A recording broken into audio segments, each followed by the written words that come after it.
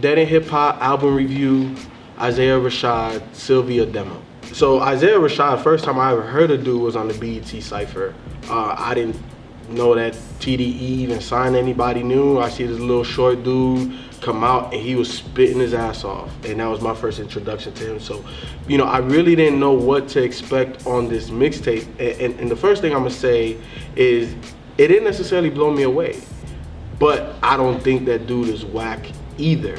What I kept trying to listen for was just a song or a verse or something that I felt completely murked, and I never got that.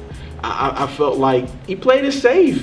I think it's kind of smart with your first debut with TDE, which is arguably the biggest rap group right now in hip hop. So I don't know if it would have been a good idea to like really go far left or far right.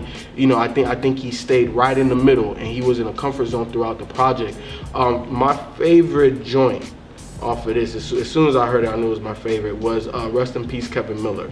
The hook, the melody on that, it damn near remind me of Pac. You know, like y'all live for bitches and blunts, we live for weed and money. You know what I'm saying? Like that whole, the way he said weed and money, I haven't heard anybody say it like that since Pac, and it made it sound good. That was your favorite jam? That was my. You know what? When I Go ahead. damn. I just raised my hand on it. Like, hey. Go ahead. You have something to say about that? Go ahead. Yeah, because that's actually, you know, that's from Master P, right? Master P, Ghetto D. Oh, is it? Yeah. Y'all live for bitches and blunt, we live for weed and money. We obviously don't know. R.I.P. Kevin Miller. Yeah, I know that too. I didn't know anything That's about his that. brother. Yeah. He had a song that he dedicated to his brother, Damn. When They Gone or something like that. I didn't even make that connection. That's where that sample comes from. But I really wasn't wowed like by anything. Like nothing was just like, oh my god, like he's just taking this to a whole nother level. I never got that feeling. I kept wanting to have that, but I didn't get it. But this is the first project I ever heard of him. I don't know if he has any other projects out there. So again, if this is his very first project, I fuck with it, and I'm definitely interested to see what he continues to do. And then the track that he had with J-Rock and ScHoolboy, I think, B, was it you that was saying that ScHoolboy was having weak verses? J-Rock killed that. J-Rock killed it too, but they both killed it. They both killed it in my opinion. No, J-Rock. He said no, J-Rock. Yeah, man, I definitely fuck with the album. But I just wasn't wild. I wasn't wild, but that's fine. Were you expecting to be wild? Yes, because when you sign to the hottest hip hop entity out, you're supposed to wow. Just saying. The expectations of signing to a TDE, yes, and you have 4 MCs that individually can hold their own, you expected him to fit within them. Exactly. I think you're supposed to step, you know, with your best foot forward. This is your first, you know, introduction to everybody. You know, obviously, like I said, BT Cypher was that, but as a musical project on a grand scale, this is the first one. I don't want nobody to misconstrue what I'm saying. Like, it's not whack at all. I think it's a really, really good project. Your expectations was here, and it brought me down. Like, okay, well, yeah. Yeah, but again, just listening to him, I don't think that it's not something that he can't do, because the motherfucker can spit. He can rap his ass off, or else he wouldn't have even been signed to TDE. No, I mean, I feel you, because I think when I listen to it, I was expecting, like, just like you, and so my level of expectations was a little bit up here, because I'm trying to figure out, okay, here they signed this guy from Chattanooga, Tennessee, seemingly out of nowhere, right? What's special about Isaiah Rashad? And when I'm listening to it, I'm not really hearing what made him special the first couple of listens, and so for me, I'm thinking, so why is the hype? Where did the hype come from? And obviously it came from the fact that he did sign with TDE, because everything's about TDE right now. So that level of expectation comes with it. But the more I played the album, the more and more I got a chance to understand and listen to him as an artist and his particular stylings and the different things that he actually does as an artist, because his style is slightly different. Like if you listen to this particular tape, and I think he had another one out called Hurt Cobain. They're kind of similar in style. They're kind of dark and moody, and you know, and he just kind of mellow, and he just kind of raps on it. But with this one, you know, it sounds a little bit more polished compared to that one, because he probably had TDE coming in tweaking things here or there. Yeah, R.I.P. Kevin Miller was dope.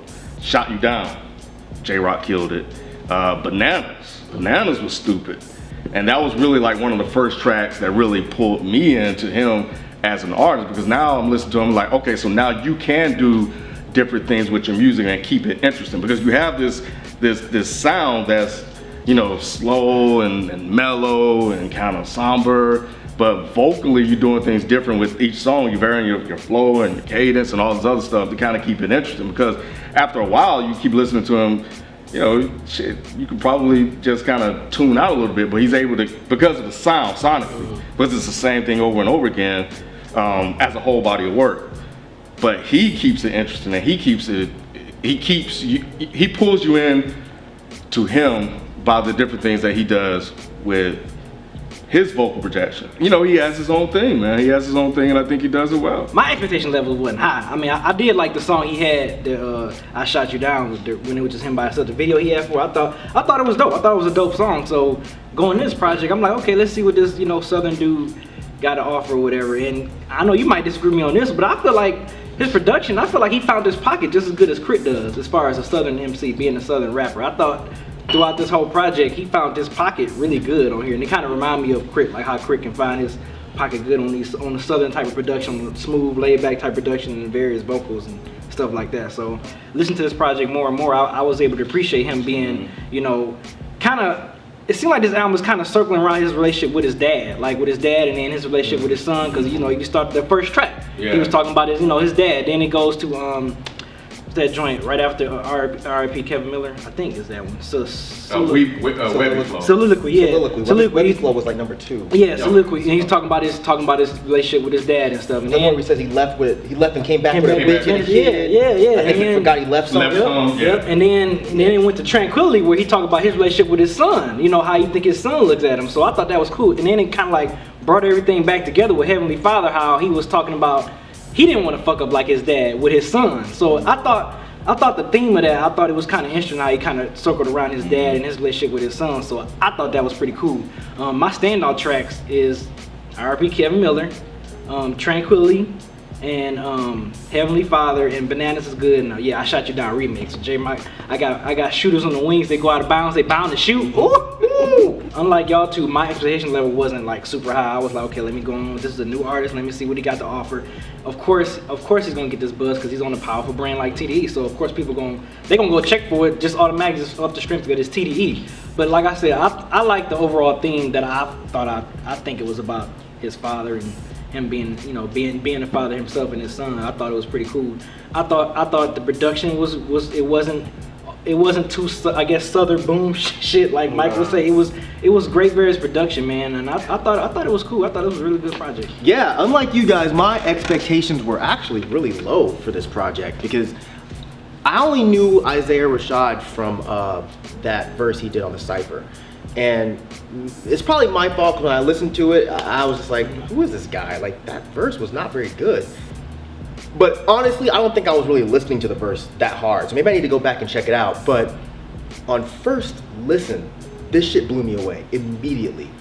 I was like, holy shit. Like, I love the way he fucking rhymes on this, where you have the really mellow, laid back production, but then he's so aggressive on almost every song. Like, he reminds me so much of Kendrick, so I can see why they signed him, because he has that same style. He has that same style of rhyming, to where it's, I don't want to say it's like backpacker-ish, but it's that type of shit that backpackers can really get behind. But at the same time, he has that almost street style, you know, and he's lyrical, and his flow is monstrous. Like, when you listen to this, I don't think the production, at least for me, it really stood out. Like, he is the star of this entire project. Every song to me was something special and something different. God, I don't even know what to say. This is like one of the best things I've heard so far this year. Even though it's, well, still just now in February. But this thing fucking floored me, man. What you think about that OD he did to Scarface on Brad Jordan? Yeah, I think I'm Brad. Yeah, that was crazy. I'm surprised he didn't pick that. Yeah, I'm surprised he didn't pick up that Scar. Actually, my favorite track was Soliloquy. Yeah. Easily my favorite track, man. I don't know what it is about that song, but I think it's just the way he rhymes. And when you go back and you listen to it, you start catching lines that he says.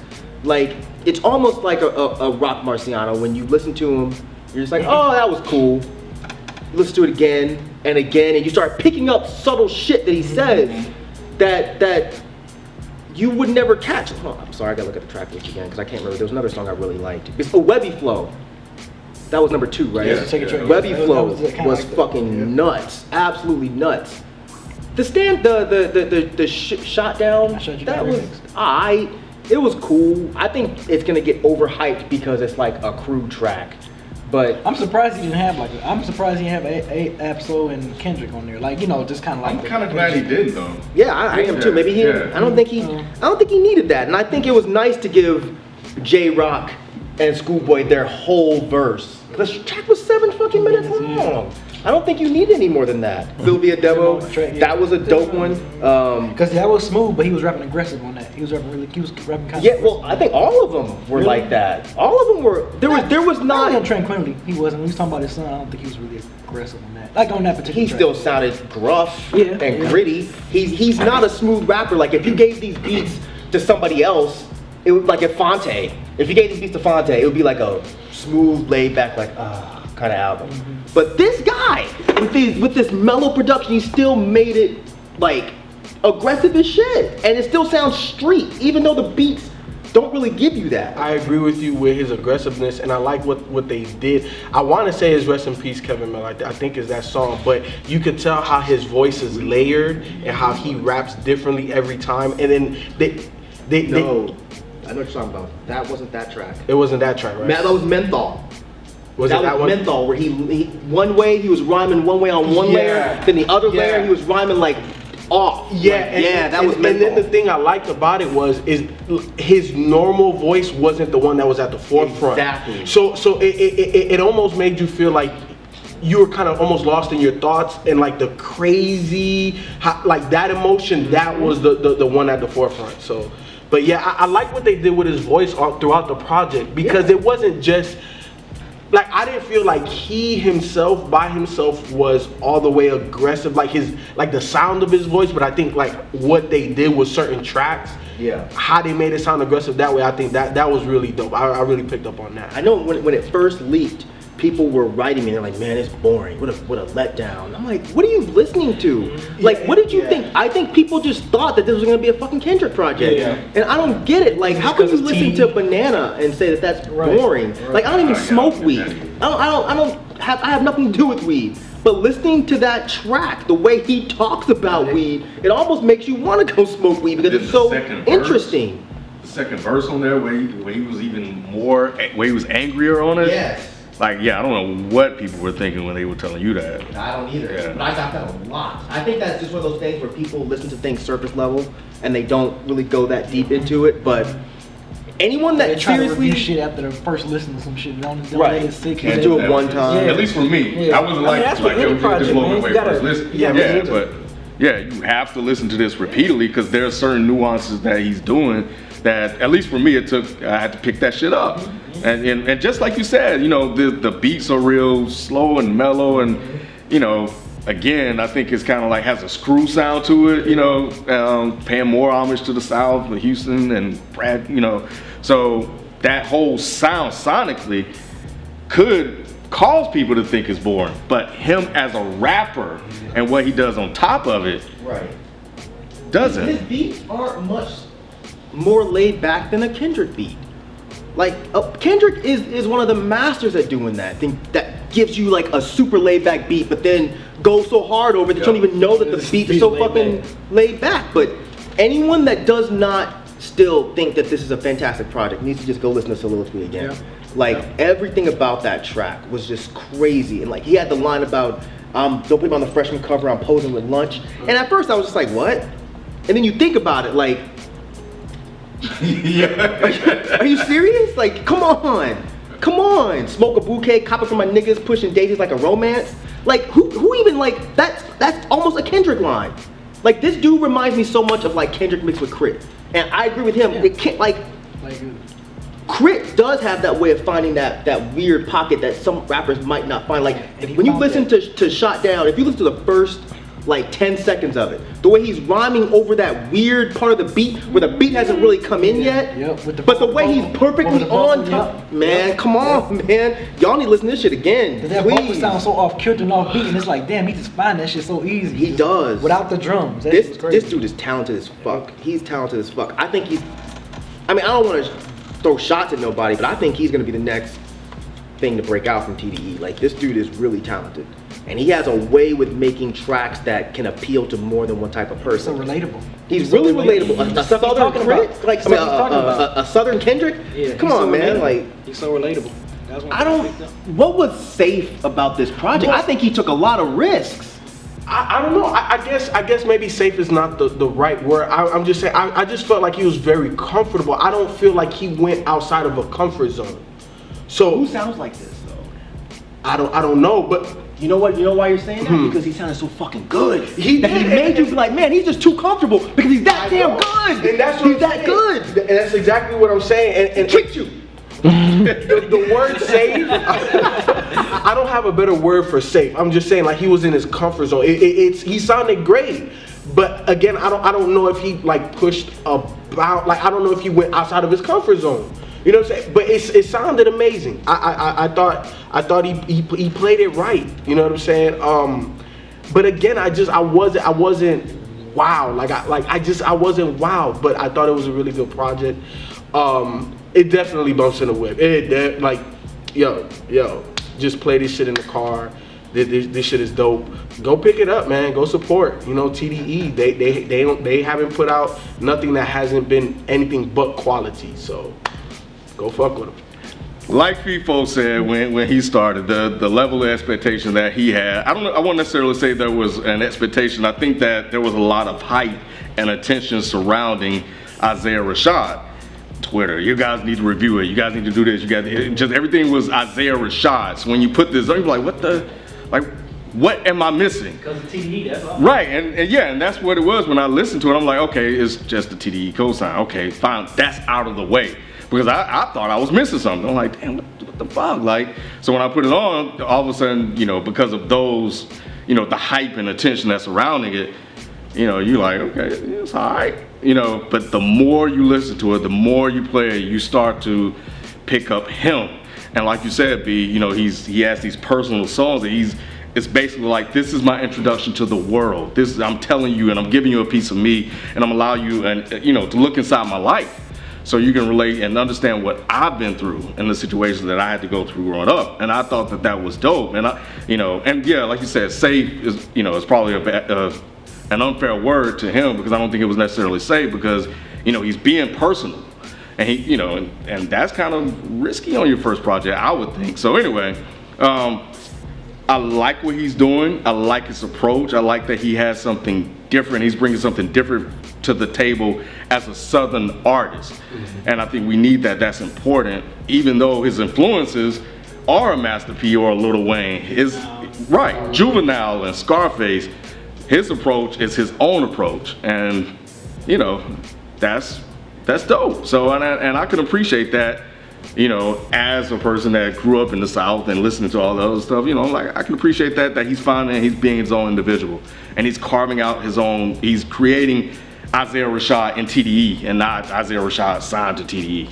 So it's on iTunes, go copy it.